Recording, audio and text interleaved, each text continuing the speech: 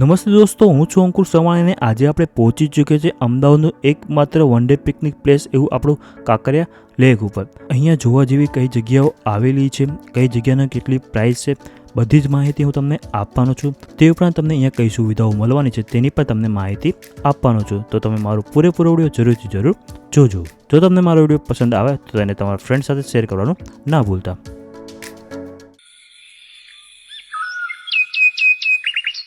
દોસ્તો, આજે આપણે પહોંચી ચૂક્યા છે મણિનગરમાં આવેલા કાંકરિયા લેક ઉપર, જે ગીતા મંદિર એસટી બસ સ્ટેન્ડથી માત્ર 3 કિલોમીટર અને કાલુપુર રેલવે સ્ટેશનથી માત્ર 4 કિલોમીટરના અંતરે આવેલું છે. તમે અહીંયા ઓટો દ્વારા, તે ઉપરાંત BITS દ્વારા ઓર MTS બસ દ્વારા તમે આસાનીથી ત્યાં સુધી પહોંચી શકતા હો છો. કાંકરિયા લેકમાં એન્ટ્રી કરવા માટે ટોટલ 7 ગેટ આવેલા છે. કાંકરિયાના ચારે પરથી તમે કોઈપણ જગ્યાએથી કાંકરિયામાં એન્ટ્રી કરી શકતા હો છો. અહીંયા એન્ટ્રી ટિકિટની વાત કરીએ તો અહીંયા પર પર્સન માત્ર 10 રૂપિયા ચાર્જ છે અને 12 વર્ષથી નાના છોકરાઓ માટે 5 રૂપિયા ચાર્જ લેવામાં આવતો હોય છે.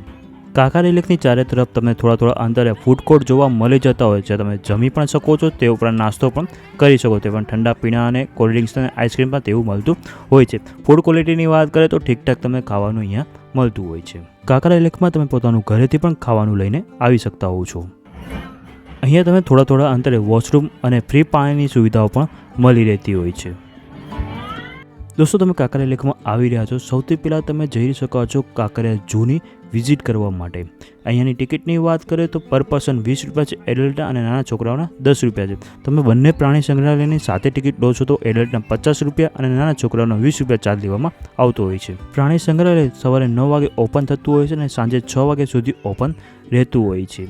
અહીંયા તમને અલગ ટાઈપના પક્ષીઓ, પ્રાણીઓ જોવા મળી જતા હોય છે. પૂરું પ્રાણી સંગ્રહાલય ફરતા તમને 2 થી 3 કલાક જેટલો ટાઈમ લાગી જતો હોય છે. પ્રાણી સંગ્રહાલયનું તમે વિઝિટ કરી રહ્યા છો તો સવારના ટાઈમે અથવા તો સાંજના ટાઈમે તમે વિઝિટ કરશો તો તમને વધારે મજા આવશે.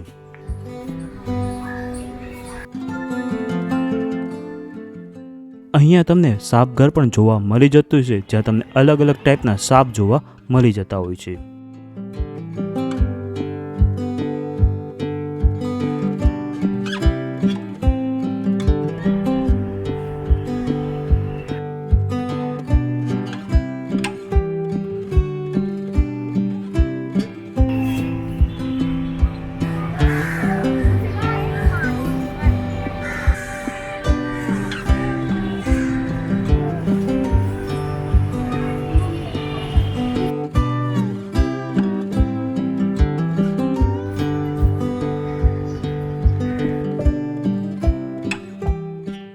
અત્યારે આપણે પહોંચી ચૂક્યા નોક્ટર્નલ ઝૂની, જે રાતના જે પ્રાણીઓ છે તે તમને અહીંયા જોવા મળતા હોય છે.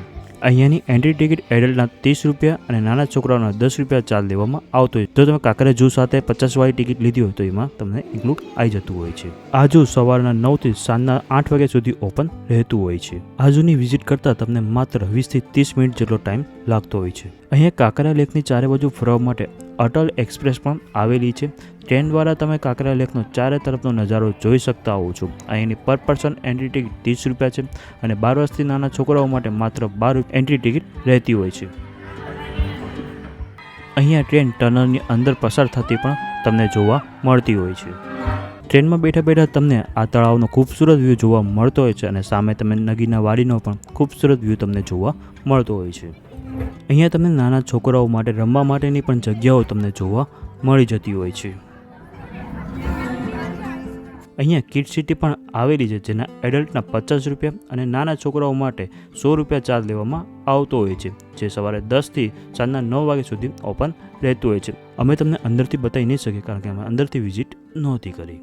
અહીંયા માછલી ઘર પણ આવેલું છે, જેમાં એડલ્ટના 5 રૂપિયા અને નાના છોકરાઓ માટે માત્ર 2 રૂપિયામાં તમે એન્ટ્રી કરી શકતા હો છો. અહીંયા તમે બટરફ્લાય પાર્ક પણ જોવા મળી જતું હોય છે. અહીંયા એડલ્ટના 10 રૂપિયા અને 12 વર્ષથી નાના છોકરાઓ માટે 5 રૂપિયા એન્ટ્રી ચાર્જ રહેવાનો છે. અહીં તમને કેટલાક સેલ્ફી પોઈન્ટ પણ તમને જોવા મળી જતા હોય છે. દોસ્તો, અહીંયા એડવેન્ચર પાર્ક પણ આવેલો છે, જ્યાં તમને જીપ લાઇન તે ઉપરાંત અલગ એડવેન્ચર એક્ટિવિટી પણ કરી શકતા હો છો, જેના 50 થી લઈને 200 રૂપિયા આસપાસ ચાર્જ રહેતો હોય છે.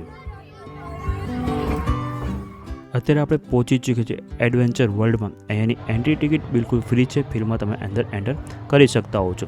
અંદર તમને મોટાઓ માટે અલગ રાઇડ્સ જોવા મળી જતી હોય, તે પણ નાના છોકરાઓ માટે પણ તમને એડવેન્ચર રાઇડ્સ જોવા મળી જતી હોય છે.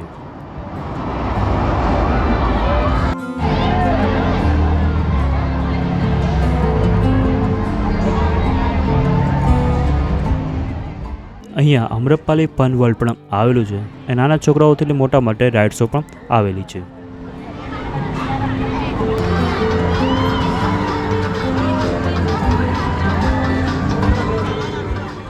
દોસ્તો સાંજના 6 વાગ્યા પછી તમે નગીનાવાડીની વિઝિટ કરી શકતા હો છો. મ્યુઝિક ફાઉન્ટેન શો તે ઉપરાંત લેઝર શો તમને જોવા મળી જતો હોય. એની એન્ટ્રી ટિકિટ માત્ર 20 રૂપિયા રહેતી હોય છે.